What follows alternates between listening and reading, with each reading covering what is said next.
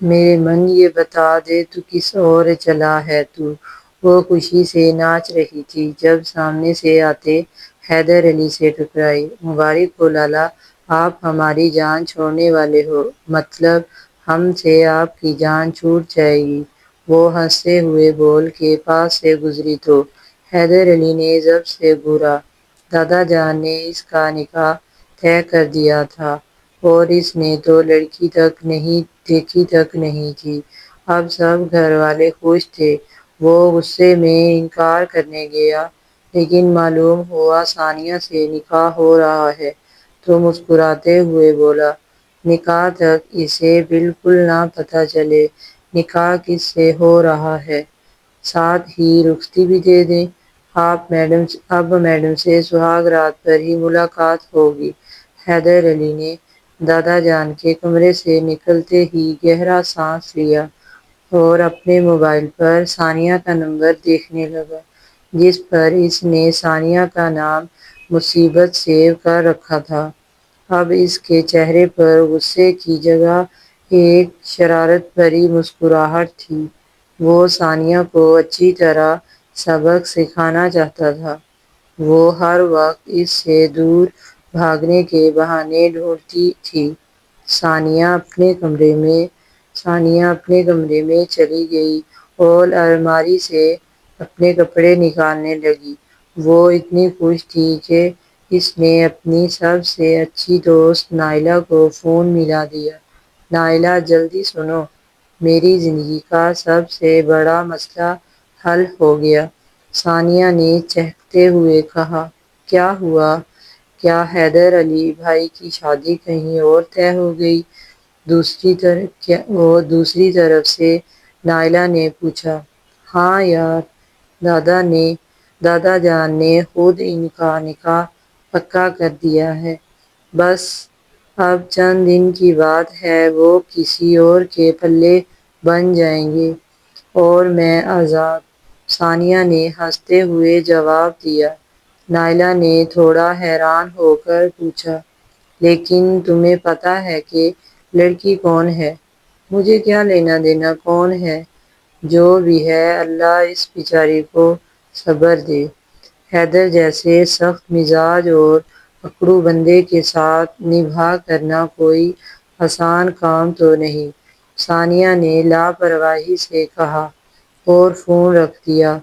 اگلے 2 دن گھر میں خوب گہما گہمی رہی۔ ثانیہ اپنی چچی اور امی کے ساتھ شاپنگ میں مصروف تھی، لیکن اسے یہ دیکھ کر حیرت ہو رہی تھی کہ سب لوگ اس کے لیے بھی بھاری لہنگے اور جیولری پسند کر رہے تھے۔ امی، یہ لال رنگ کا جوڑا آپ میرے لیے کیوں خرید رہی ہیں؟ شادی تو لالا کی ہے نا؟ ثانیہ نے دکان پر کھڑے ہو کر پوچھا۔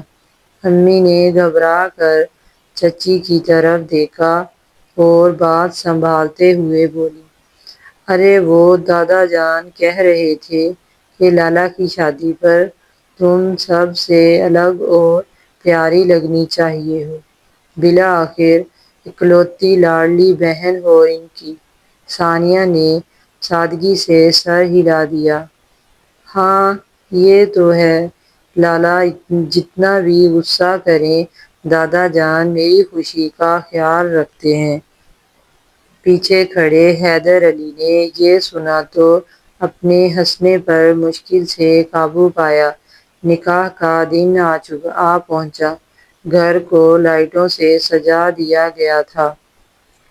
ثانیہ کو تیار کرنے کے لیے پارلر بھیجا گیا، جہاں اسے بتایا گیا کہ دادا جان کا حکم ہے کہ اسے بالکل دلہن کی طرح تیار کیا جائے۔ ثانیہ نے سوچا کہ شاید بھائی کی شادی پر بہنوں کو ایسے ہی تیار کیا جاتا ہے، اس لیے اس نے زیادہ غور نہیں کیا۔ جب وہ تیار ہو کر گھر آئی تو اسے سیدھا ایک بند کمرے میں بٹھا دیا گیا، جہاں صرف چند قریبی خواتین موجود تھیں۔ ثانیہ کا دل کچھ گھبرانے لگا۔ امی، مجھے یہاں کیوں بٹھایا ہے؟ مجھے باہر جانا ہے۔ لالا کا نکاح دیکھنا ہے۔ ثانیہ نے اٹھنے کی کوشش کی۔ امی نے اسے کندھے سے پکڑ کر دوبارہ بٹھایا اور وہ ہنسی آواز میں بولی، ثانیہ بیٹا، چپ کر کے بیٹھو، ابھی مولوی صاحب آئیں گے۔ مولوی صاحب یہاں کیوں آئیں گے؟ ثانیہ نے حیرت سے پوچھا، لیکن اس سے پہلے کہ امی جواب دیتی، دادا جان دو گواہوں اور مولوی صاحب کے ساتھ کمرے میں داخل ہو گئے۔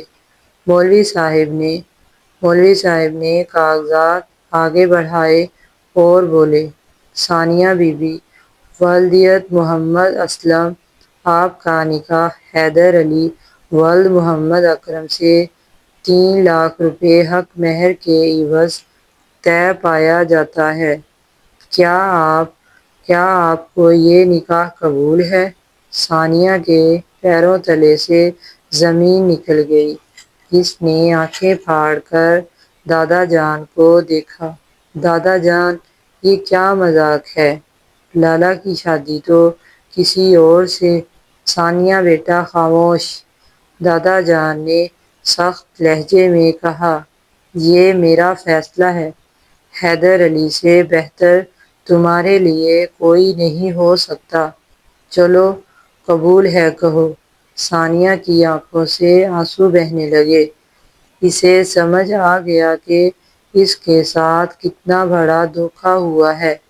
اس نے روتے روتے 3 بار قبول ہے کہہ دیا۔ نکاح کے فوراً بعد اس کا سامان گاڑی میں رکھوا دیا گیا اور اسے بتایا گیا کہ رخصتی بھی آج ہی ہو رہی ہے۔ رات کے 12 بجے ثانیہ حیدر علی کے کمرے میں بیڈ پر بیٹھی بری طرح رو رہی تھی۔ اس کا بھاری گھونگھٹ اس کے چہرے پر تھا اور وہ دل ہی دل میں حیدر علی کو کوس رہی تھی، جس نے اتنے بڑے اندھیرے میں رکھا۔ دروازہ کھلا اور حیدر علی کمرے میں داخل ہوا۔ اس نے دروازہ بند کیا، ثانیہ کے قریب آ کر بیٹھ گیا۔ محترمہ، کیسی رہی میری یہ سرپرائز پارٹی؟ حیدر علی نے طنزیہ مسکراہٹ کے ساتھ اس کا گھونگھٹ الٹایا۔ ثانیہ نے سرخ آنکھوں سے اسے گھورا اور چلائی، آپ نے میرے ساتھ دھوکہ کیا ہے۔ آپ جانتے تھے کہ میں آپ سے دور بھاگنا چاہتی تھی، پھر آپ نے دادا جان سے مل کر یہ سب کیوں کیا؟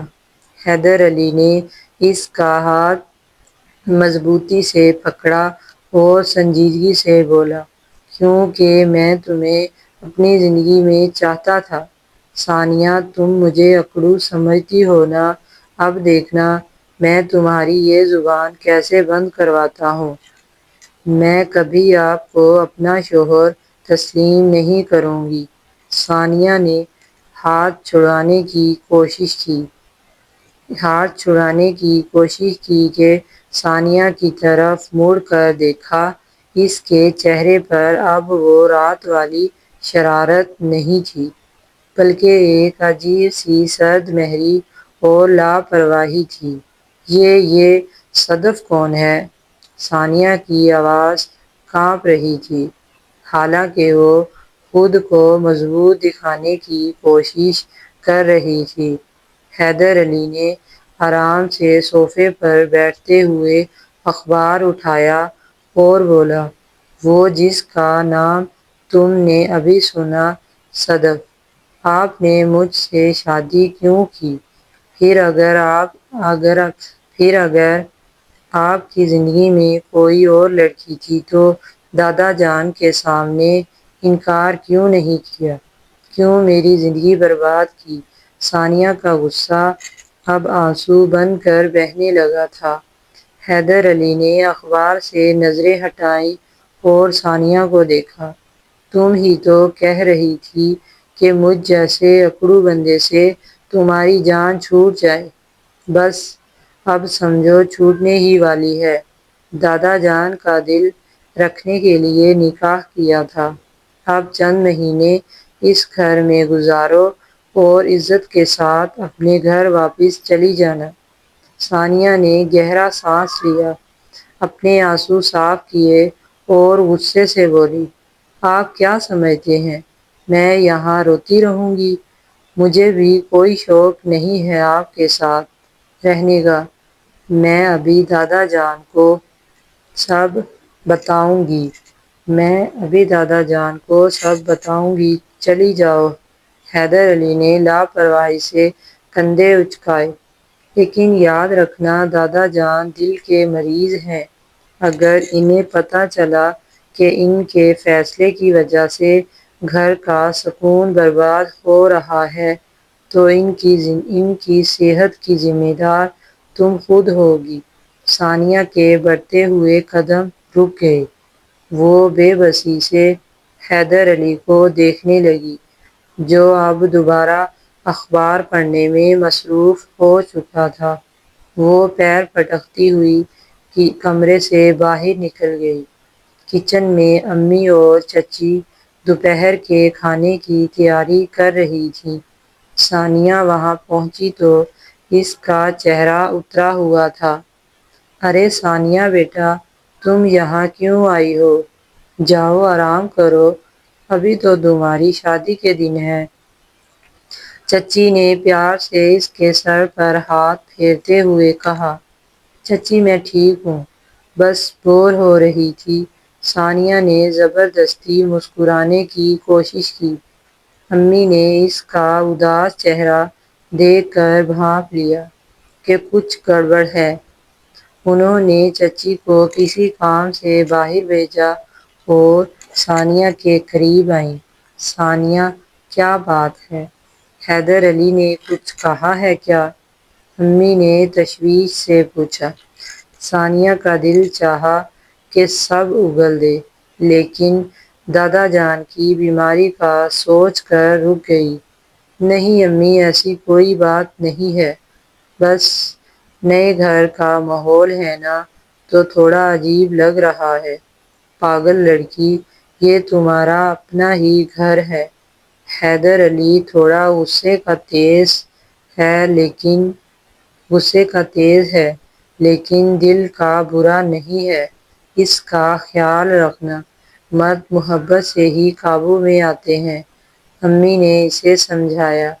ثانیہ نے دل میں سوچا، جو مرد کسی اور کا ہو چکا ہو، اسے محبت سے کیسے قابو کیا جائے؟ لیکن وہ خاموش رہی اور سبزی کاٹنے میں امی کی مدد کرنے لگی۔ شام کو سب لوگ ہال میں بیٹھے چائے پی رہے تھے کہ دادا جان نے حیدر علی کو اپنے پاس بلایا۔ حیدر علی بیٹا، میں سوچ رہا تھا کہ اب تم دونوں کی شادی ہو گئی ہے تو تم ثانیہ کو چند دنوں کے لیے کہیں باہر گھمانے کے لیے لے جاؤ۔ تم دونوں کو ایک دوسرے کو سمجھنے کا موقع ملے گا، دادا جان نے مسکرا کر کہا۔ ثانیہ نے گھبرا کر حیدر علی کی طرف دیکھا۔ وہ دل ہی دل میں دعا کر رہی تھی کہ حیدر علی انکار کر دے۔ جی دادا جان، آپ بالکل ٹھیک کہہ رہے ہیں، میں نے بھی یہی سوچا ہے۔ میں کل ہی مری کی بکنگ کروا لیتا ہوں۔ حیدر علی نے انتہائی فرمانبرداری سے جواب دیا۔ ثانیہ کا منہ کھلے کا کھلا رہ گیا۔ جب سب لوگ اپنے اپنے کمروں میں چلے گئے تو ثانیہ نے حیدر علی کو رستے میں ہی روک لیا۔ آپ کا دماغ تو خراب نہیں ہو گیا؟ دادا جان کے سامنے تو بڑے اچھے بن رہے تھے اور اب مری جانے کی ہاں کر دی۔ مجھے نہیں جانا آپ کے ساتھ کہیں بھی، ثانیہ نے دھیمی لیکن غصیلے لہجے میں کہا۔ جانا تو پڑے گا مری۔ حیدر علی نے پاس سے گزرتے ہوئے اس کے کان کے قریب ہو کر کہا۔ دنیا کو دکھانے کے لیے ہمیں ایک اچھے میاں بیوی بننا پڑے گا، ورنہ دادا جان کو شک ہو جائے گا، اور ویسے بھی صدف بھی وہیں آ رہی ہے۔ ثانیہ کا خون کھول اٹھا۔ وہ وہیں کھڑی حیدر علی کو گھورتی رہ گئی، جو مسکراتا ہوا اپنے کمرے کی طرف بڑھ گیا۔ اگلے دن وہ دونوں مری کے لیے روانہ ہوئے۔ پوری گاڑی میں خاموشی چھائی رہی۔ حیدر علی ڈرائیونگ کر رہا تھا اور ثانیہ کھڑکی سے باہر دیکھ رہی تھی۔ اس کے دل میں غصے اور دکھ کا طوفان تھا۔ جب وہ ہوٹل میں پہنچے اور کمرے میں سامان رکھا تو حیدر علی نے اپنا کوٹ اتارا اور بولا، میں ذرا باہر جا رہا ہوں، تم آرام کرو۔ آپ صدف سے ملنے جا رہے ہیں نا؟ ثانیہ نے سحر انگیز لہجے میں پوچھا۔ ہاں، اور کوئی سوال؟ حیدر علی نے بغیر کسی جھجک کے جواب دیا۔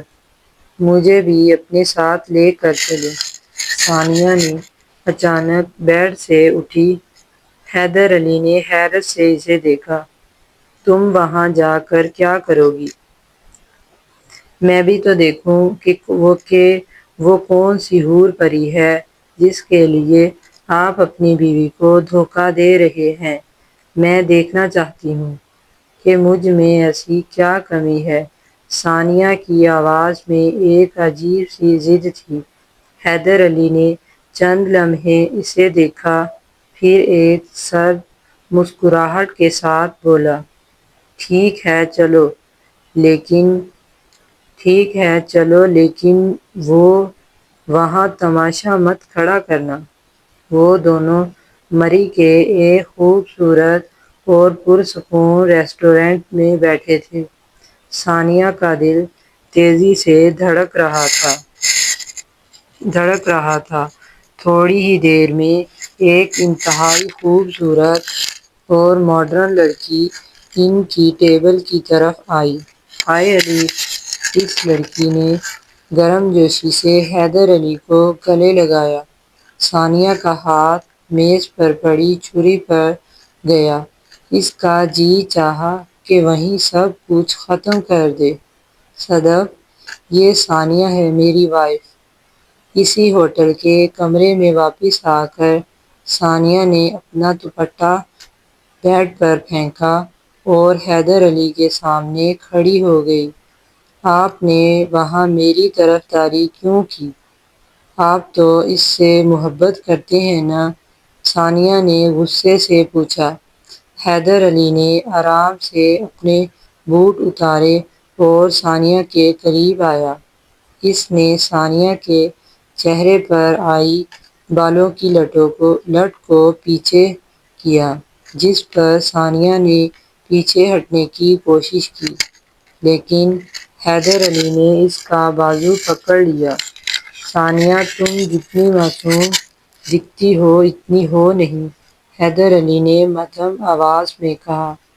مطلب کیا ہے آپ کا؟ مطلب یہ کہ صدف کوئی لڑکی نہیں ہے جس سے میں شادی کرنا چاہتا ہوں۔ وہ میری کزن ہے، اور ہم نے یہ پورا ڈرامہ صرف تمہاری زبان بند کرنے اور تمہارے دل میں میرے لیے جگہ بنانے کے لیے کیا تھا، تاکہ تم جب مجھ سے دور بھاگتی تھی تو وہ بند کر دو۔ جب حیدر علی نے ہنستے ہوئے انکشاف کیا، ثانیہ کے ہوش اڑ گئے۔ کیا یعنی صدف وہ سب جھوٹ تھا؟ ہاں، سب جھوٹ تھا، حیدر علی نے صوفے پر بیٹھتے ہوئے کہا۔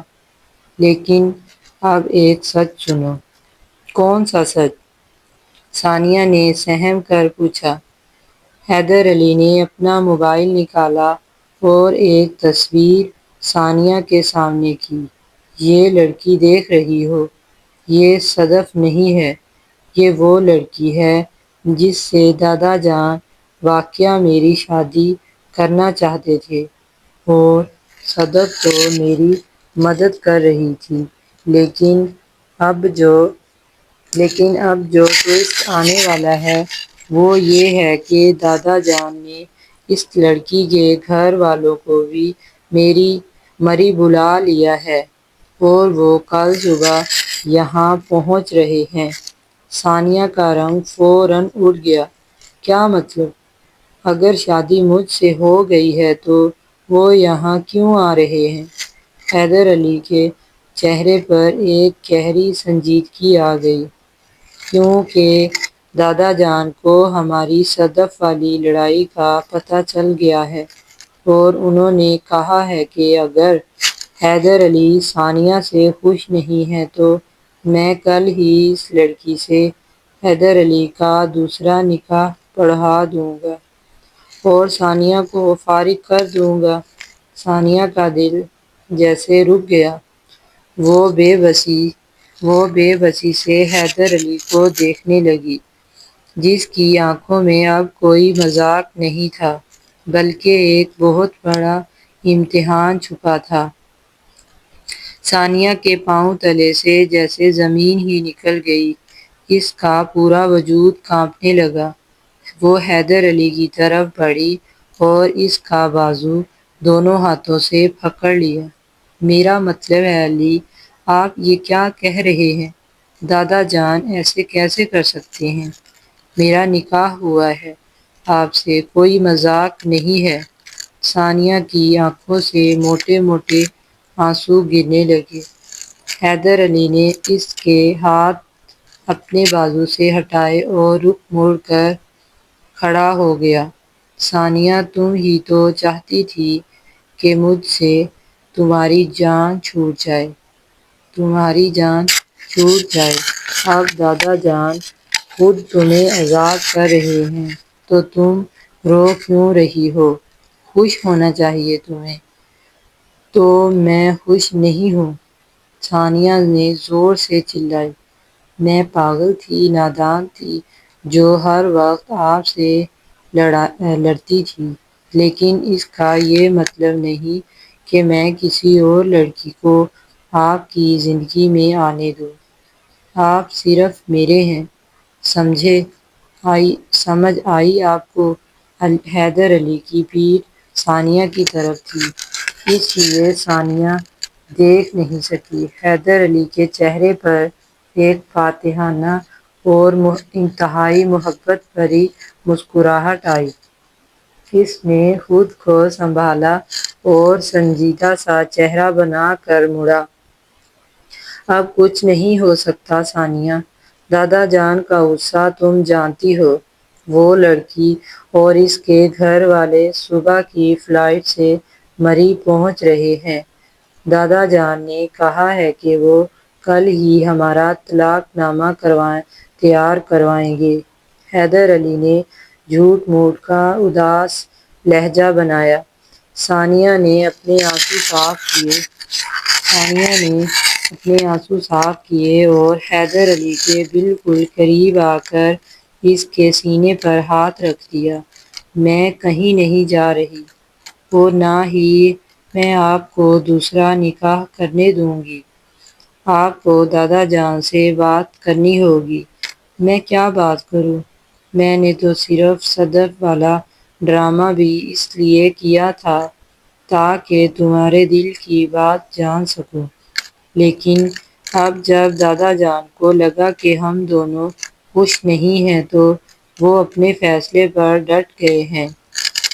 حیدر علی نے اس کے کمر کے گرد ہاتھ پھیلاتے ہوئے اسے خود کے اور قریب کھینچ لیا۔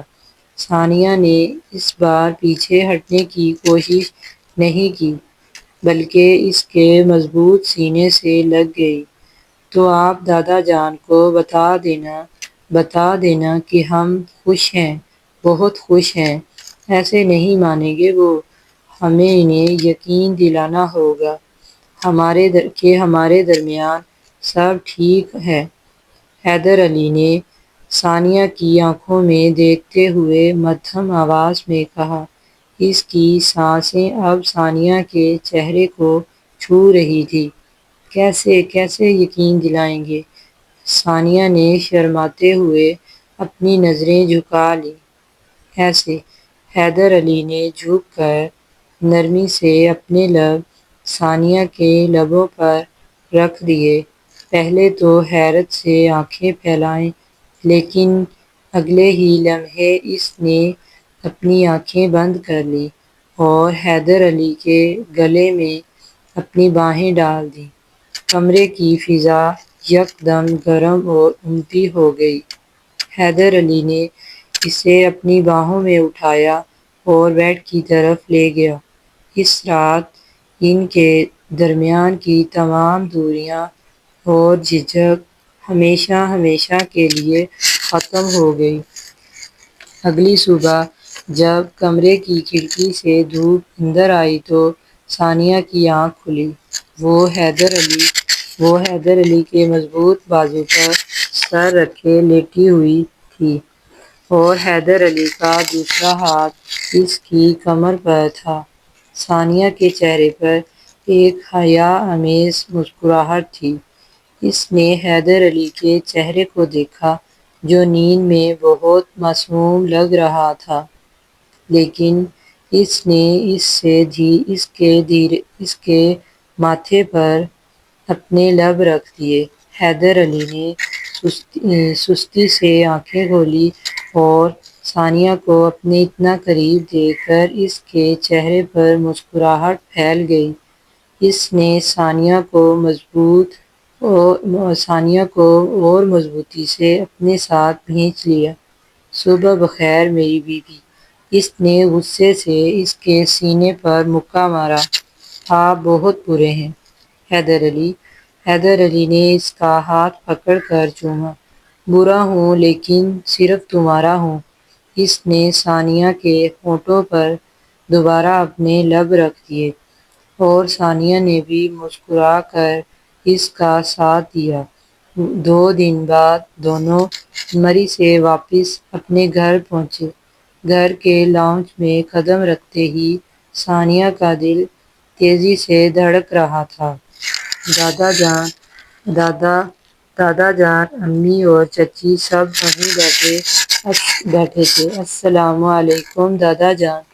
ثانیہ نے آگے بڑھ کر ان کے گھٹنوں کو چھوا۔ وعلیکم السلام میری پیاری بیٹی، کہو کیسی رہی مری کی سیر؟ ہمارا حیدر اب بھی کڑوا ہی ہے یا کچھ سدھرا؟ دادا جان نے ہنستے ہوئے پوچھا۔ ثانیہ نے شرما کر حیدر علی کی طرف دیکھا جو پیچھے کھڑا مسکرا رہا تھا۔ نہیں دادا جان، وہ تو بہت اچھے ہیں۔ امی اور چچی نے ایک دوسرے کو دیکھا اور ان کے چہروں پر سکون کی مسکراہٹ آ گئی۔ وہ سمجھ گئی کہ دونوں کے بیچ کی برف پگھل گئی ہے۔ چلو شکر ہے مالکہ، لاکھ لاکھ شکر ہے۔ میں تو ڈر ہی رہی تھی کہ تم دونوں کہیں مری جا کر لڑ ہی نہ پڑو۔ امی نے ثانیہ کا ماتھا چومتے ہوئے کہا۔ امی، لڑائی تو میاں بیوی کا گہنا ہوتی ہے۔ جہاں پیار ہوتا ہے وہاں تھوڑی بہت نوک جھوک تو چلتی ہے۔ حیدر علی نے آگے بڑھ کر ثانیہ کے کندھے پر ہاتھ رکھتے ہوئے کہا کہ ثانیہ نے اس کی طرف دیکھا اور دونوں کی آنکھوں میں ایک دوسرے کے لیے بے پناہ محبت صاف نظر آ رہی تھی۔ اس رات کو ثانیہ اپنے کمرے میں کھڑی آئینے کے سامنے اپنے بال بنا رہی تھی جب حیدر علی کمرے میں داخل ہوا۔ اس نے اندر آتے ہی دروازہ لاک کیا اور ثانیہ کے پیچھے آ کر کھڑا ہو گیا۔ آئینے میں دونوں کا عکس بہت خوبصورت لگ رہا تھا۔ حیدر علی نے ثانیہ کے بال ایک طرف کیے اور اس کی گردن پر اپنے گرم لب رکھ دیے۔ ثانیہ کے پورے جسم میں ایک سنسنی دوڑ گئی۔ علی، کوئی آ جائے گا، ثانیہ نے مدھم آواز میں احتجاج کیا۔ کمرہ لاک ہے ثانیہ، اور اب اس گھر میں ہمیں کوئی الگ نہیں کر سکتا۔ حیدر علی نے اسے گھما کر اپنی طرف کیا اور اس کی کمر کو اپنے ہاتھوں کے حصار میں لے لیا۔ آپ کو پتہ ہے میں پہلے آپ سے بہت ڈرتی تھی، ثانیہ نے اس کی شرٹ کے بٹنوں سے کھیلتے ہوئے کہا، اور اب؟ حیدر علی نے تھوڑی اٹھا کر اس کی آنکھوں میں دیکھا۔ اب میں آپ سے بہت محبت کرتی ہوں۔ ثانیہ نے اپنی زندگی کا سب سے بڑا سچ اگل دیا۔ حیدر علی کا دل خوشی سے بھر گیا۔ اس نے ثانیہ کو اپنی باہوں میں جکڑ لیا جیسے وہ اسے خود میں ضم کر لینا چاہتا ہو۔ میں بھی تم سے بہت محبت کرتا ہوں میری جان۔ تم میری زندگی کا وہ خوبصورت فیصلہ ہو جو دادا جان نے میرے لیے کیا۔ ان کی محبت اب کسی ڈرامے یا جھوٹ کی محتاج نہیں تھی۔